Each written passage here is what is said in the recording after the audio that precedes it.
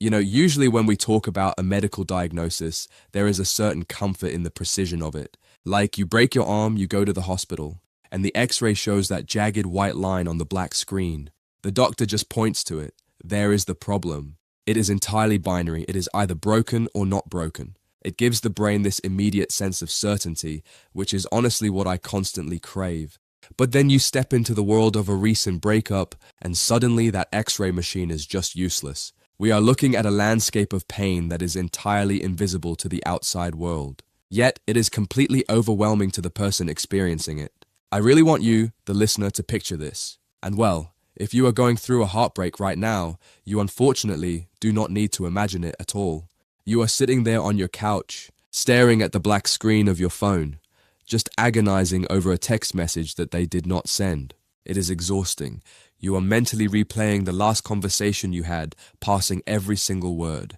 You are analyzing every slight inflection of their voice to figure out where it all went wrong. And physically, it feels like your nervous system is completely on fire. Your chest is tight, your stomach is in knots. You feel entirely out of control, like you are spiraling in a freefall with no parachute.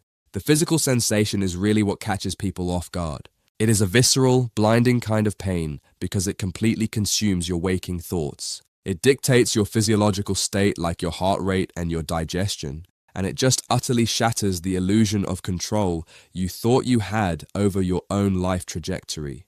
And that is the exact mission for this deep dive today. I am taking you on a highly educational and confronting journey. I am going straight into the center of this initial blinding pain of heartbreak, and I am going to navigate all the way through it to a place of lasting long-term healing and true personal power to figure out how to navigate this invisible landscape.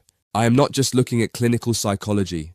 I have plenty of that to share, but I am also looking at a viral movement started by Mel Robbins in her 2024 book, The Let Them Theory, and I am testing those concepts against the raw, unfiltered reality of thousands of heartbroken people. Specifically, I pulled from a massively popular Reddit community, the breakups thread.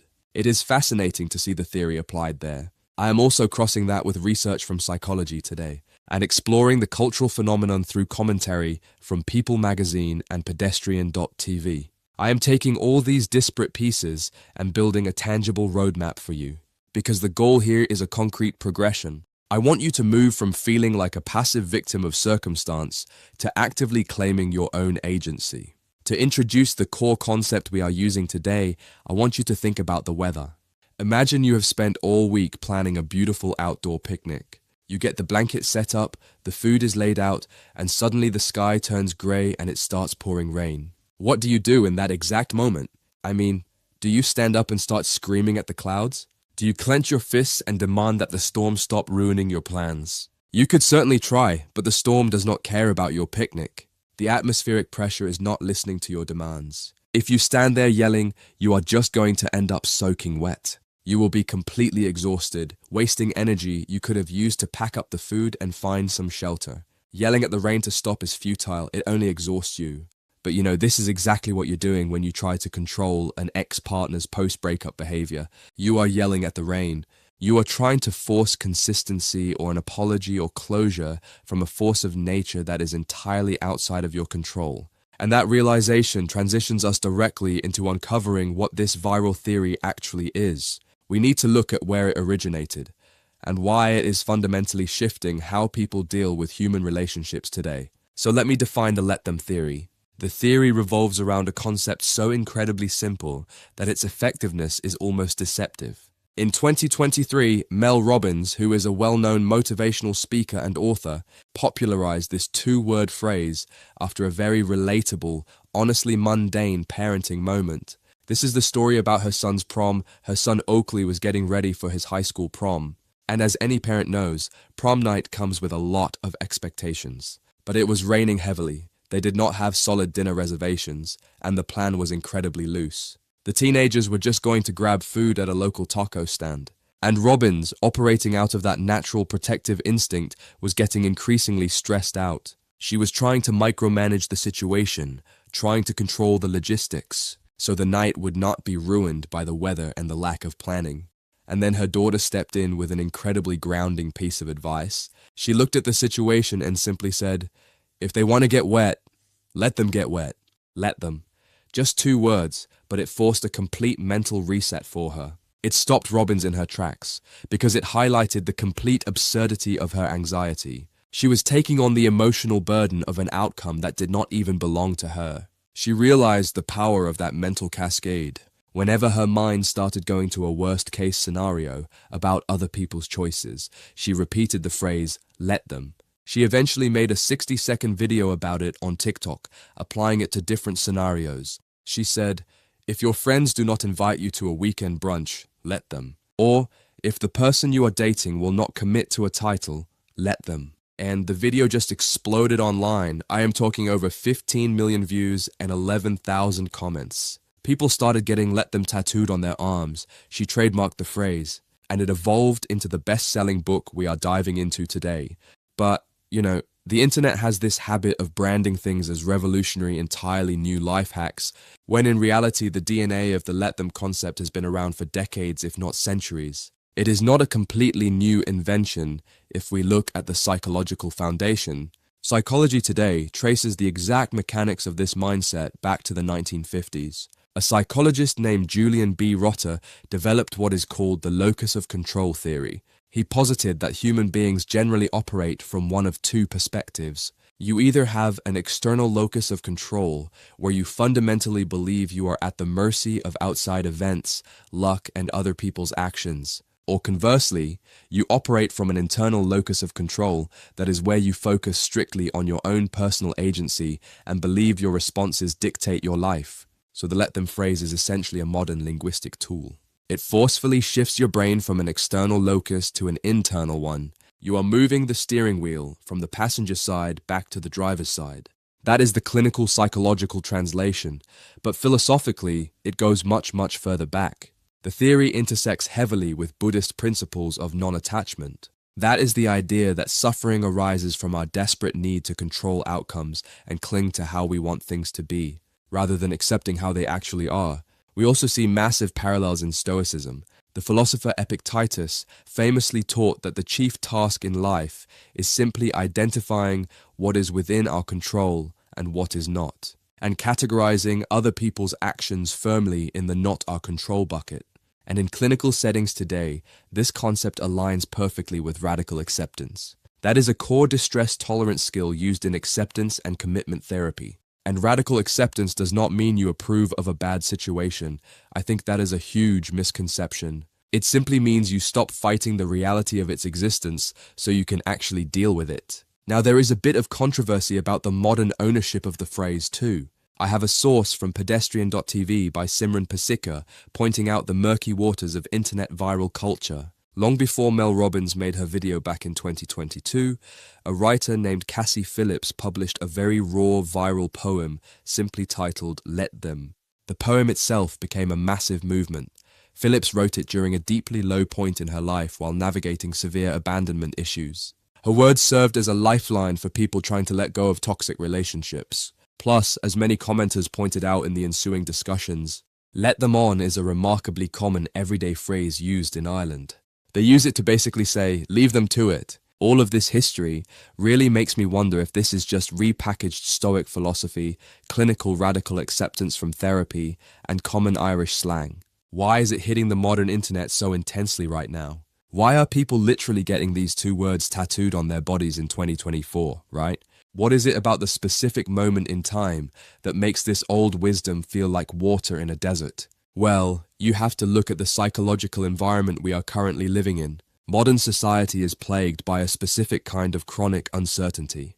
We have lived through global pandemics. We are navigating fluctuating volatile economies. And most importantly, we exist in a state of hyperconnection. Social media ensures you are constantly aware of everyone else's highlight reels, their opinions, and their actions literally 24 hours a day. We are drowning in information about what other people are doing.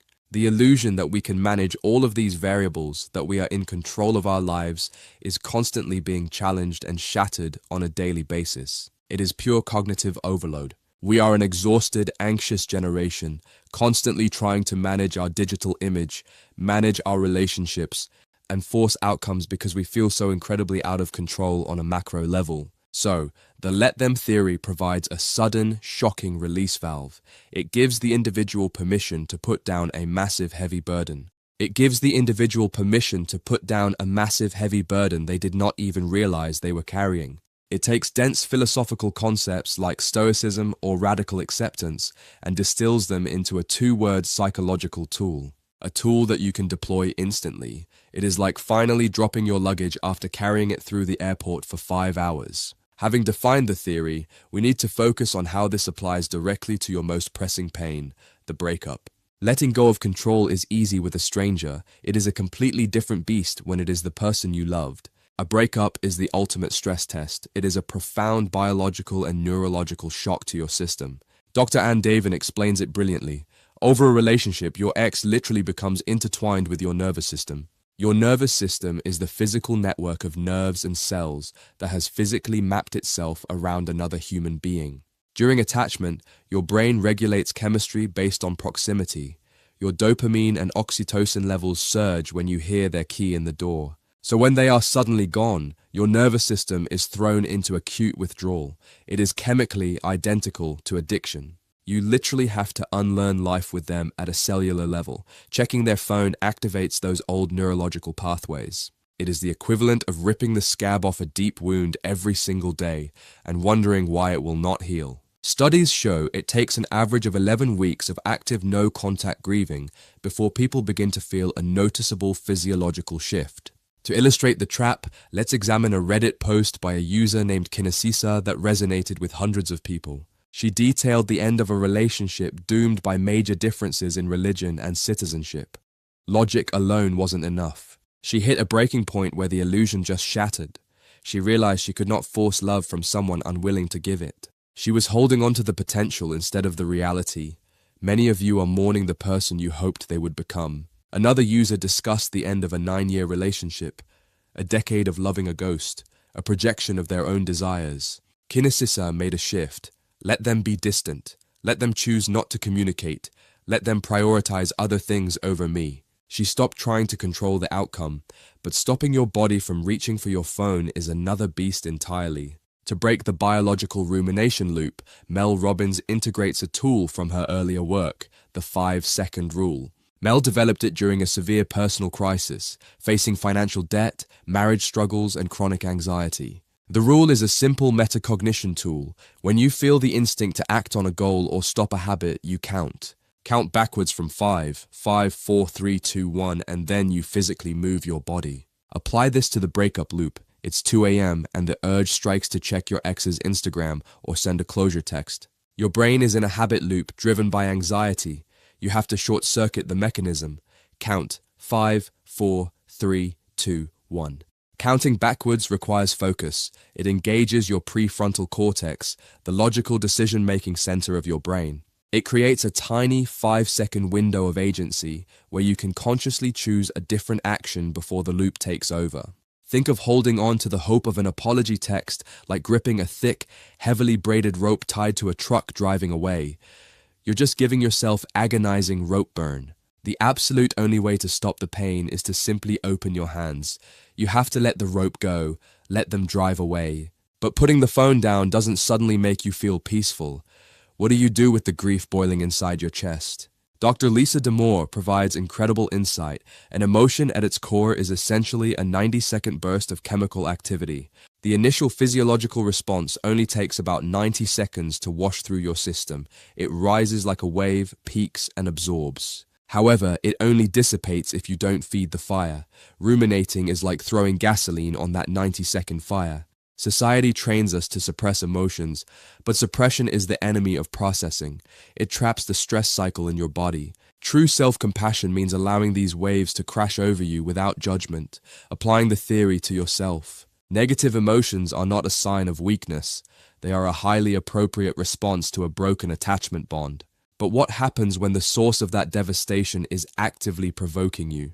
Often you cannot just escape them. We integrate a technique from Dr. Ann Davin, operating under the assumption that most distressed adults are essentially 8-year-olds. They simply do not possess the psychological tools to regulate maturely, so they throw adult versions of tantrums. I know it sounds wild or even condescending, but the goal isn't to dismiss feedback or dodge accountability. The goal is to bypass your amygdala's threat response. Your brain perceives their screaming as a survival threat. Visualizing them as a dysregulated child shifts your neurobiology. Defensive rage is replaced with pity or compassion. It keeps your nervous system calm. You stop internalizing their behavior as a reflection of your value. You let them have their tantrum, and you let yourself remain the grounded, regulated adult in the dynamic. That reframing is incredibly powerful, but we have to address a major hidden danger here. If you're not careful, the let them theory can actually rot your relationships. It can turn you into an isolated, bitter person. The best way to understand this is through the seesaw analogy. The playground seesaw is the perfect visual representation. When they hurt you, your side of the seesaw crashes hard into the dirt. Your self-esteem is on the ground. By detaching, you push off the dirt and rise high into the air. You get a jolt of superiority, thinking you're unbothered. But eventually, the high wears off. You realize you are sitting up there alone. You are not playing with anyone. How do we fix the seesaw? You have to introduce the mandatory second half of the equation. It cannot just be let them. It must be followed immediately by let me. Let me is where your personal power is forged. Robbins saw friends on a trip and felt rejected. She said, "Let them have fun without me. Let me focus on what I can control today. Let them create the empty space. It clears the brush. But let me dictate what you are going to build inside that space. Write these down. Let me remind myself that I always have power over my response. Let me remind myself that I get to choose what is worth my limited time and energy. And the one that hits the hardest, let me stop waiting for an apology I will never get. Waiting for closure hands them the keys to your healing. The let me pivot takes those keys back. Psychology Today provides a framework for the daily grind. Step 1, let them. Step 2, let yourself. Step 3, take action. Operating from another's frame of reference requires emotional intelligence. Take stepchildren. They are grieving a loss too. This applies to micro-stressors too. The slow cashier or the coughing man. Let them be slow. Let the man cough. When you allow micro-stressors to irritate you, your amygdala remains activated. It hijacks your logic and big-picture thinking. You need to manually stimulate the vagus nerve. It acts as the emergency brake pedal for your nervous system. A deep belly breath pushes against the nerve, releasing acetylcholine. It slows your heart and signals that you are not in danger. Pair the breath with the phrase, internally say, "Let me choose not to engage in this argument." Exit survival mode. However, we need to draw a massive line in the sand right now. Letting go does not equate to becoming a passive doormat. The theory has 3 hard exclusions: dangerous behavior, discrimination or harassment, and the crossing of your personal boundaries. If an employer offers a lowball salary, you don't just let them.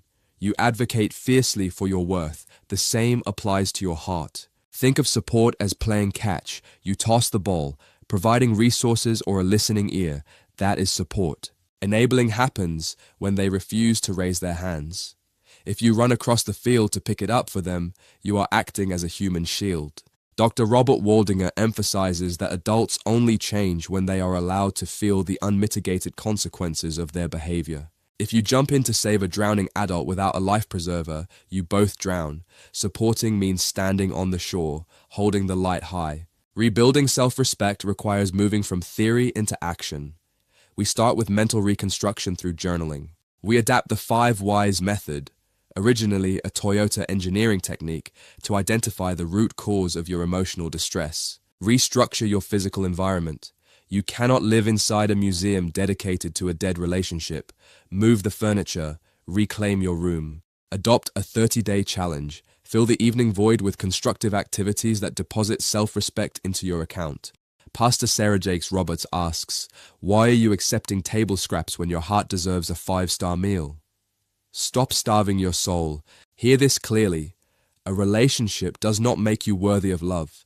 Your existence does. You are the love of your life. We've traveled a long road today, from chemical withdrawal and the 5-second rule to the pivot of let me and rebuilding your foundation. What if the person you thought was the love of your life was actually just the catalyst required for you to finally become the love of your own life?